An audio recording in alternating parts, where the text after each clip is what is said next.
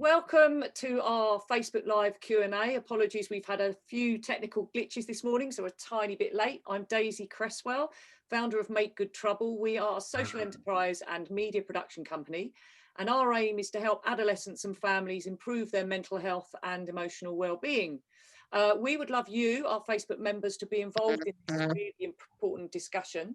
So if you have any questions, do pop them in the comments below and we will do our best to answer them. Just on a safeguarding front, please don't identify any of your young people in your comments and questions. Remember, this is a public forum. So today I'm delighted to be joined by Jo, Carl, Lucy and Toby, and thank you so much for you all joining me today. I'd just like you all to introduce yourselves. Actually, it's going to be much easier than me do that. Can I start with you, Jo?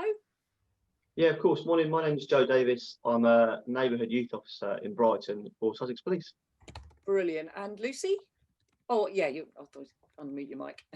Hi, I'm Lucy from Are You OK, which is the under 18 substance use and sexual health service. Wonderful, thank you, Lucy. And Carl?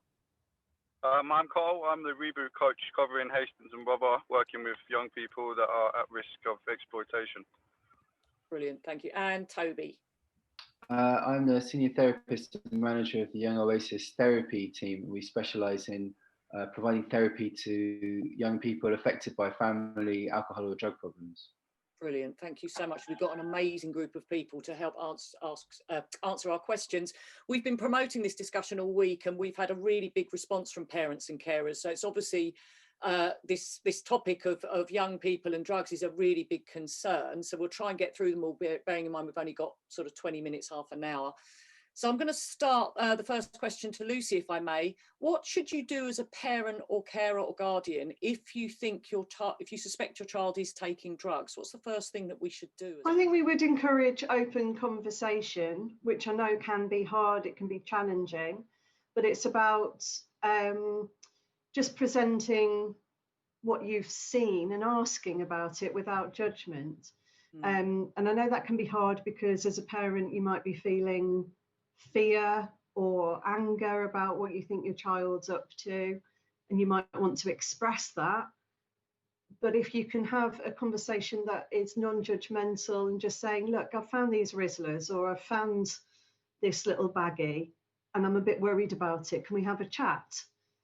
I think that's probably the best way to start. I know some parents like to go through the child's bedroom and maybe look on their social media without the child knowing. But if that's your first act, that is probably going to put the child off talking to you about what's going on for them because it might feel invasive. Brilliant, thank you. Carl, you work with young people all the time. And I know from personal experience, because I've got two teenagers, that I hear a lot about kids hanging around in the parks and smoking weed. How do you have a conversation or even start a conversation with the teen about the dangers of doing that without causing issues with the communication? So how I look at that is I kind of put it into the antisocial aspect with hanging around in parks full stop. I then kind of involve the smoking in with that at the same time.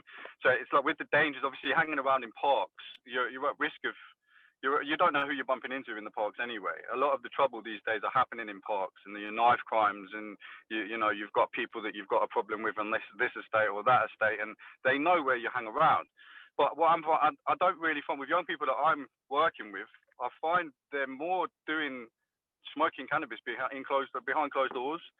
They're not really doing it within the parks. They're doing it behind closed doors. And I think when they've been getting pulled and stopped and searched, they're only getting stopped and searched when they've each literally just brought their weed and they're walking down the street.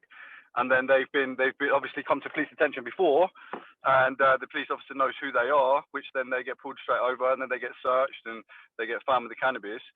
With the dangers of smoking the cannabis, I do say, anything that you do take is a mind-altering substance. And because you're young, taking drugs young and smoking weed is detrimental to your mental health as well as your learning, as well as education as well.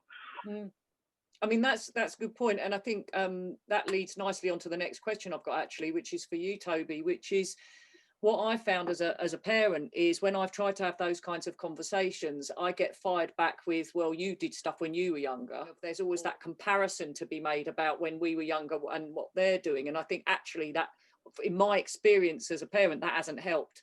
Well, I think that, like, you know, I'd echo what Lucy said, actually, that the main thing that safeguards children in that kind of relation is the relationship with the parents and the conversation. I mean, if that's the kind of move to shut down the conversation, like, then that's not helpful. But I guess really, as children get older, the main influence that you have over them is a relational one. You know, it's to do with you know, like teenagers in particular are looking for authenticity, and they're very sort of sensitive to things being right or wrong, or authentic or inauthentic. I think there's just a way of engaging with. There's a sort of readjustment, isn't there, of like of how you're talking to a young person as they get older, and I think that kind of authenticity is important. But really, you know, it's maybe parents can feel like on the spot sometimes about their own, or accused of about their own behavior. But really, I think that within that conversation, the young person is trying to check something out about their own life. And that's more where you can be helpful to them, that you're interested, you're listening, you're thinking about it more. Like, what situation are they in? Like, how does that relate to what I did? Or, you know, those kinds of things. Yeah, so more of an sort of investigative, I can't even say that word, sort of narrative, as opposed to you shouldn't do that, or yeah, as you say, that has, you know, I've fallen foul of that, where it has shut down the conversation, or it's gone horribly wrong when I've tried to my best to, because my whole thing was about keeping my children safe. Well, so, our own experiences of being a teenager are always that close to the surface. I mean, we like to think that as adults that we've kind of matured and now we're sensible, but our experiences of being a teenager are incredibly intense, and they're only ever that far away, you know. And when teenagers are suddenly in our lives, it all comes alive for us, and it's like, oh, maybe I don't want to go back there. But actually, within that, there is the potential for something very good to happen, with genuine dialogue. Yeah, brilliant. Thank you.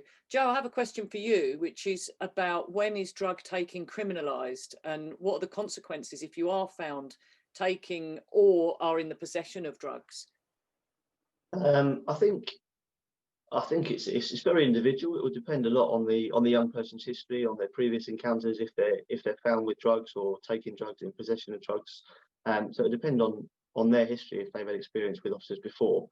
But we will always take steps initially to try and avoid criminalising young people. And that's not just for drugs, that's for all sorts of things. So we will always try and work with partners. You know, we've got Lucy from RUAK and all the other people that we will try and refer to. And I think as a first step, we'll always try to educate in the first instance.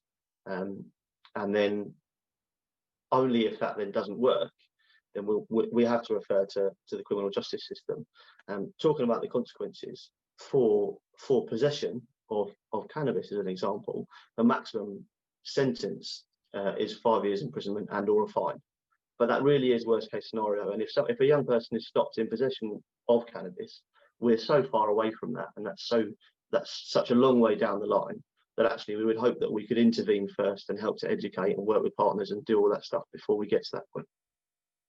Brilliant, thank you. I mean, one of the issues I've found is that because of the adolescent brain doesn't think ahead. And because we don't have an adolescent brain anymore, we're always thinking ahead. So as a parent, I'm always thinking, oh my God, if you smoke weed, then you're going to end up down here and do the what if you end up going to be on hard drugs, or you're going to be, you know, because as Carl, you pointed out, they are mind altering substances. But when that's, again, it goes back to that thing of being in a bit of a panic mode, instead of having a calm conversation, which is kind of what we need. Lucy, I have a question for you, which is, what are the signs to look out for if you're concerned about your child taking drugs? I mean, certainly you mentioned, oh, are these your Rizlas? And, you know, it is that thing of, obviously there are visual clues. I have that even with food, where I might go out and come back and there's pepperoni on the floor and I go, oh, they've had a pizza. I can work that one out. But what are those kind of, what are those signs to look out for, would you say? It's really tricky, because a lot of the signs, well, they're going to be different for different substances, but also a lot of them are also signs of just being a teenager. like sleeping late, mood swings, being a bit unkempt. And so sometimes it is hard. I mean, with cannabis, it's a lot easier because normally they'll enter the house in a cloud of the smell of cannabis. They won't notice it if they're regular smokers. They'll think they can get away with it, but you'll be able to smell this floral aroma on them. Things like MDMA, ecstasy, you maybe notice it in the pupils. You might notice any stimulant, the jaw grinding, or really fast talking, a bit like me on coffee. With downers, you're going to notice more of a slump, a slower response. We've got a lot of benzos around at the moment, and that's going to slow them, their speech down. So benzodiazepines like Xanax and Valium. That's a new one for me. Wow. Oh, really? Okay. Yeah. Well, that's quite big in Brighton at the moment, and brings a lot of risks. And so, yeah, the slowing down. You might also find blister packs for medication in their rooms. Is that in like a pill form then? Yes, yes. Okay. So we have a lot of people tell us that if it's in blister packs, then they know that it's safe. However, drug dealers can be very crafty, and they have the ability to make these blister packs, to make the drug look exactly like what you'd get from the doctors, but they're making it more cheaply than the real thing by putting in stuff that is either inert or dangerous. And unfortunately, we've had a spate of Blue Valium particularly being extremely dangerous in Brighton. Goodness gracious, that's not good. Oh, good, and thank you for that. It's good to know to look out for that. Can I just chip in something else very quickly? We would encourage parents to phone us before they have a conversation with their child about their suspicions, so they can rant at us about all the fears that they've got and get it out, and we can then help them plan for that conversation if they feel that that would be helpful. Well, that is really good to know, and we'll definitely promote that phone number. So that is great. Thank you. Great to have. Thank you, because I think that will help a lot of our parents who are worried. I have a question for you, Toby, which is about the parents having an influence on their children taking drugs, and the responsibility that the parents have got to have. Because I know that, you know, Brighton and Hove is a very liberal place to live. And certainly, you know, it's that thing of the relationship between the child and the parent. The parent's got to surely set some kind of example when it comes to that. What are your thoughts around that, or your experiences of how we should be doing that? Well, Young Oasis works exclusively with young people 5 to 18 who have experienced an alcohol or a drug problem in the family. So we've had quite a lot of experience of that end of the spectrum where things have gone really badly wrong for an adult, for a parent, and they haven't coped. I think that the main indicator really is the disruption to family life. I mean, that's the thing really. Like, if your substance misuse or your alcohol problem is causing like disruption to family life, you know, with their arguments, things aren't happening. Like, that's when you really need to seek help. Like, and I think people know really, don't like when there's a problem, it's a question of being honest with yourself. Yeah, and I think also we'll put your details of your organisation up as well for any, because it might be that there might be a worried parent of a friend of a friend, if you know what I mean. Like, if we're worried about that, we can then also perhaps talk to you guys about that as well, you know, to try and get help, because sometimes it's, you hear something through the grapevine about somebody and you don't know where to turn to try and get that help without thinking that for example, if your child comes home and tells you a story about somebody else's mum or dad, and they think that there's a problem, then it would be good for us to be able to refer them to you, basically. So Young Oasis has an open referral policy, so anyone can refer through the website. And also Oasis has an drug and alcohol project for women. It's a women's only one, which is a resource in the city. Brilliant, thank you. So I don't know whether we've already covered this, but Joe, there was a question around how often do drugs for personal possession turn into intent to supply? Yeah, so I think when a police officer, for example, has searched somebody or found some drugs on a young person, there are sort of telltale things that they'll look for, and that might be the quantity of drugs, how much they've got, if there's anything accompanying it, have they got cash with them or baggies or any of that sort of thing.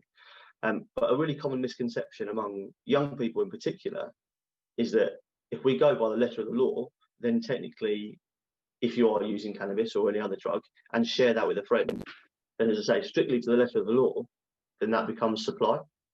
Wow. So if we're looking at purely intent to supply, then we look at things like the amount of drugs there are, or sorry, other things like cash and that sort of thing.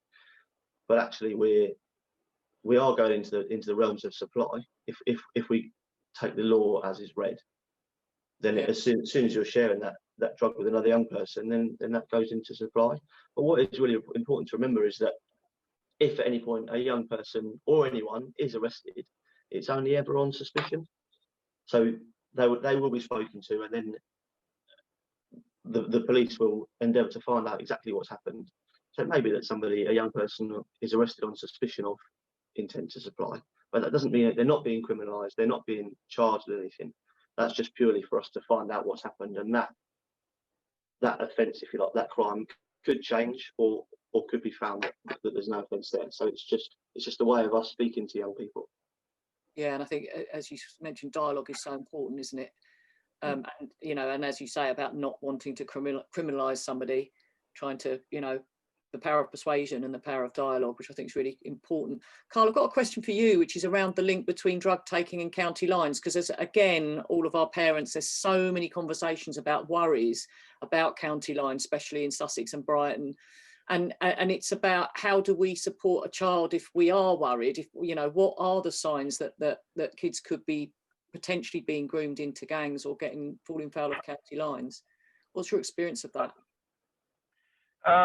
Well, I always go through scenarios with young people around county lines and drugs, and I do a lot of role playing with kids in schools of looking at the scenario. I'll pretend to be a gang member. I'll get them up, and I'll kind of have a discussion with them and show them how easy it is to engage them in a conversation to build up that trust.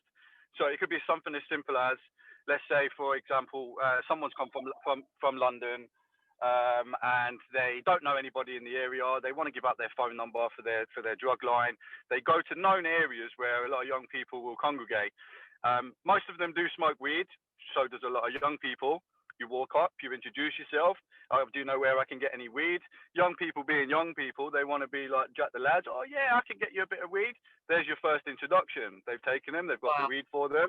So then next time you'll see you'll see them in town, but this time he's with a couple of other friends. So as he walks up, he's introduced. The other friends are now thinking, oh, who's this guy? And then by this time, the guy's put the number around enough time to have that line out for the phone to be ringing. Instead of him doing the sale, he just offers the young person a quick £20 to just run under the underpass just to give a couple of sales to somebody. He's just made himself £20, and the young person thinks, well, this is an easy £20. I can keep doing this. But they kind of look at like how, what they're wearing, their dress sense, like their clothes, and obviously a lot of young people want them nice clothes, they want them nice trainers. So, signs for parents would be new items of clothing, phones that have come out of nowhere, jewelry, tracksuits, obviously money, and disappearing from home and not coming in on time when they should be coming in on time. But then one thing I do say is you've got to be very, very careful if you are suspecting that your child is being groomed into county lines. If you happen to find any drugs that's in the young person's bedroom, for example, think very carefully with what you do before you throw that stuff away, because that debt will always come back to that house.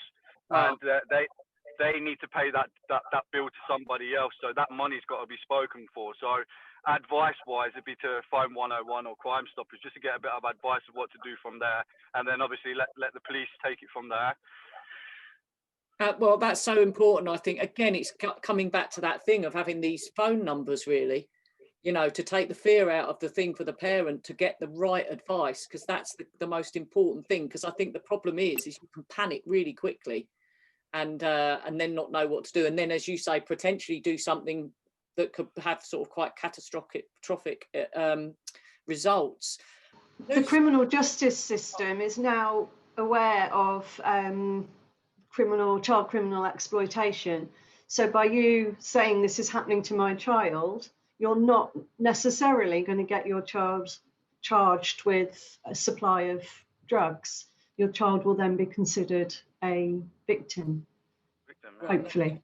Yeah, I mean, a lot of parents that we've spoken to try to say, oh, it's somebody else's I've heard of. And I don't blame them, because, you know, you're so worried anyway. And then the last thing you want to do is get your kid into even more trouble than they potentially already are in. So it's kind of trying to find those problem solving channels, really. Lucy, what are the risks of MDMA and cocaine? And I know that this could take up a whole session, but we have had parents really worried about that. And because it seems to me that they're even more easily available these days. MDMA certainly is, and some people might not be aware that MDMA and ecstasy are the same drug. They're just presented in different forms. So ecstasy is generally a pill form, and MDMA is generally in crystal form. So the pills are swallowed. MDMA is normally snorted or dabbed or swallowed. Right. So I'll refer to them both as MDMA, often known as Mandy or M or Molly.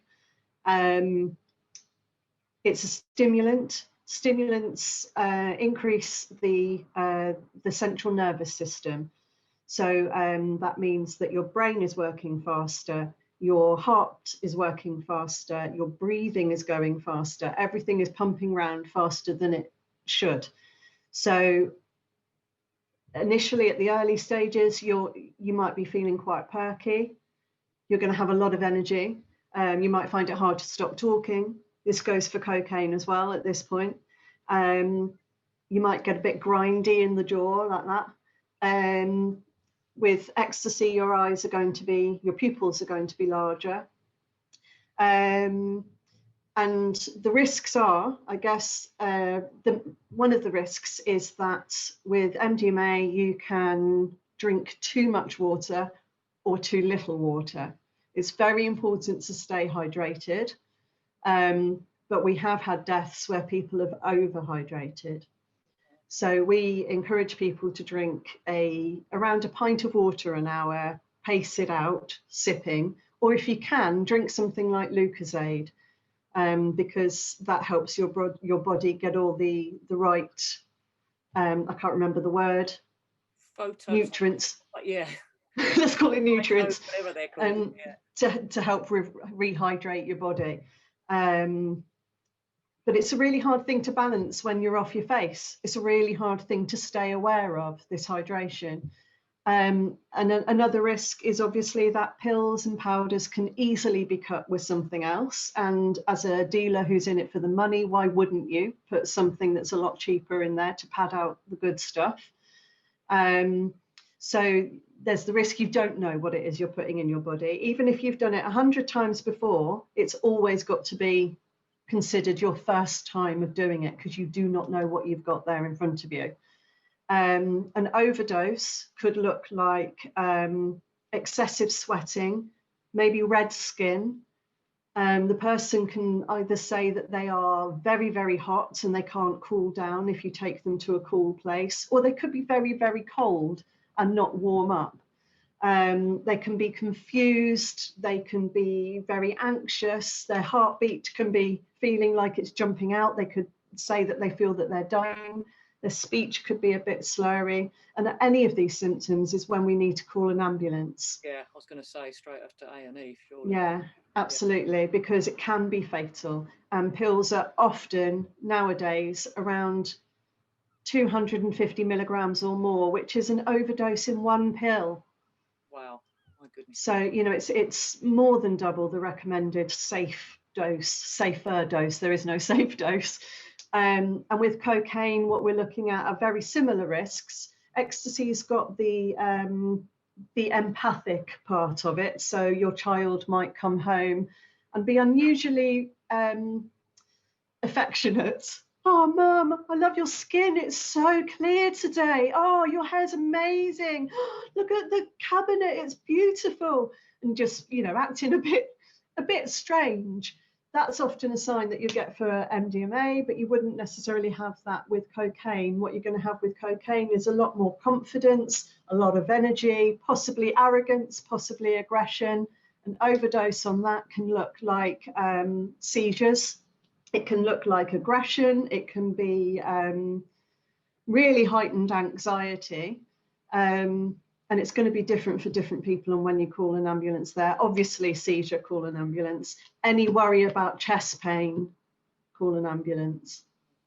Wow. Sorry, that's a very speedy. That's okay. There's a lot there. There's so much to cover. I have one final question, actually, which I'm happy for anybody to answer, or you can all have a go at whatever you want to do. But it's about how parents have a conversation about safely taking drugs, because the one thing that I've realized over the years of looking after two teenagers is there isn't a quick fix for that, just about any of the issues that they go through, annoyingly, because I'm one of these people that just wants to solve everything immediately, and there isn't that for any of those kinds of issues. But with how do you help a child or a teenager? How do you have a conversation about taking drugs responsibly, which obviously isn't ideal, but we were talking earlier about managing weed, for example, how do we have those conversations, and what should we be looking out for? For me, I think it's very much a balance of harm reduction and still being able to express your concern. So we're not asking parents to say it's okay and just let them do it. We think it's very important for parents to share their worries and their knowledge and their fear. You know, I love you. I'm just so worried about you. I think that's a very healthy thing for them to hear. But also, I'm interested in you. Tell me why you're doing this. Tell me what is good about it for you. And then and tell me when you've done it, so that I know that I can look after you. I'd like to actually just put that question to Carl as well, because you're doing a lot of those kinds of strategy sort of led work with your teens, aren't you? Yeah, I mean, when it comes to cannabis, well, I try and talk to them into writing up for themselves a journal for the young people. So because if a lot of them do say, I do want to cut down, I don't want to smoke it, and I'm like, well, how much did you smoke last week? Oh, about 80 pounds worth. Okay, well, what can we do to kind of get you to cut that down? So I found, even in past jobs that I've done, I find journals with you writing down your exact intake of what you're smoking actually then becomes more real of exactly how much you're generally smoking, which does kind of turn out a lot. So I kind of give them little tasks to kind of like see if you can cut down by that amount by next week, and then gradually start doing that. I did that with one client, and he hasn't smoked weed now for about 3 months. Oh, so he cut down, and he did really, really well. I was really happy for him. He did blinding. But then obviously when it comes to like the safer way of using drugs, I've got one thing, obviously cocaine. Cocaine, you obviously, and a lot of people will share their notes that they roll up when they're shoving them up their noses, and they're going to be passing that around different people that they're using with them notes. You've then got to talk about cross-infection and getting blood-borne viruses. There could be a bit of a nosebleed. That's going to be passed to that next child. I'm not going to say that these children are going to have like hepatitis or HIV, but there's still going to be that risk that someone could have that, and then that's going to be passed on to somebody else. So you've got to be really careful. But I think there is things online for parents that can look at, like, you know, having talks with your young people about safer ways of using drugs. And there's some training that could be done online. I think CGL do it as well. Oh, brilliant! Thank you, Carl. And we'll find those, and we'll put those into everything that we promote around this. Joe, Toby, have you got any last words you'd like to say? I think we're going to wrap it up now. It's been a really, really useful conversation. Just for me, I think, just to echo what everybody else has said, it's about having those honest conversations. I think it's okay to challenge the young people, but it's about how you do it and having that honest conversation. If you have those regular honest conversations, then I think there are more risks if they're hiding it from you. So if you're able to have those difficult, I appreciate, but honest conversations. You can challenge them, and they're more likely to listen to that challenge if you're having those honest conversations anyway. Yeah, good point. Toby, was there anything you'd like to end with? It's about maintaining that connection and that authentic connection, like kind of curiosity, and I think, you know, like Lucy said, like it's fine to state your own opinion as well and your own feeling, but to stay connected within that, like, as well, and to keep being interested and showing that you care, really, because that's the thing that will protect your child in the long run, is that maintaining that connection. And it's a connection of like actually genuinely caring. Yeah, absolutely. And I think one of the common themes throughout all of these live Q&As we've done is about listening to understand, not listening to fix. Right. Which I think as a parent, it really does help, because it takes down the fear. Then you've got then you can start to look at strategies to help with other organisations like yourselves, which is amazing. But I've realised over the last couple of years that listening to understand is a real skill, and I don't always do it, but I try my hardest to. So I think. But it's all. Can I just say something? Yeah, absolutely. As well as listening, not to punish. So if you want to find out a little bit about what your child is up to, and you want to get to the bottom, and you want to help them, half the reason why some young people won't share that with their parents is because they don't want to get punished. So I think it's best just kind of have that conversation, listen to them, and try and come up with solutions of what you can do to help them. Absolutely right. Brilliant. Well, I thank you. We've run out of time. There's so much more we could cover, and I'm sure we'll do some more on this, but I just want to thank you all so much. Joe, Carl, Lucy and Toby, thank you so much for joining us today. And I'm sure this will carry on even through on our chat. So thank you so much. Thank you. Bye. Bye. Thank you. Bye.